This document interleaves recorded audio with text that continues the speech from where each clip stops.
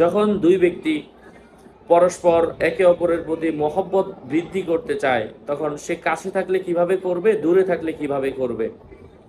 এটা সূরাতু আল আহজাব থেকে এই আয়াত, শুধু এই আয়াতটুকুই জাস্ট শুধুমাত্র সে নিজে পড়বে, পড়লে আল্লাহ তাআলা মহব্বত বৃদ্ধি করে দিবেন ইনশাআল্লাহ। প্রত্যেক দিন 21 বার করে আপনি এই আয়াতটা 21 বার করে পাঠ করে আল্লাহর কাছে হাত তুলে একবার দোয়া করবেন, আল্লাহ তাআলা একে অপরের প্রতি মহব্বত পয়দা করে দিবেন, ভালোবাসা বৃদ্ধি করে দিবেন ইনশাআল্লাহ। এ যদি দূরে থাকে, যার জন্য করছেন মনে মনে তার নিয়ত করবেন, এটা বিয়ের জন্য হোক, কথা শোনানোর জন্য হোক, কথা মানানোর জন্য হোক, বৈধ কোনো উদ্দেশ্য হাসিল করার জন্য হোক, কাছের মানুষের জন্য হোক, বৈধ যে কোনো উদ্দেশ্যে আপনারা মহব্বত পয়দা হওয়ার জন্য আপনারা এই আমলটা করবেন।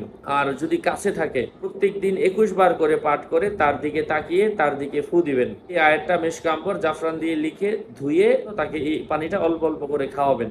যেই নিয়মটা করেন ওই নিয়মেই কাজ হবে ইনশাআল্লাহ। বৈধ উদ্দেশ্য থাকলে, বৈধ ভালোবাসার উদ্দেশ্য থাকলে, স্বামী স্ত্রীর মধ্যে মহব্বত পয়দা করার জন্য, কাছের মানুষের কে কথা শোনানোর জন্য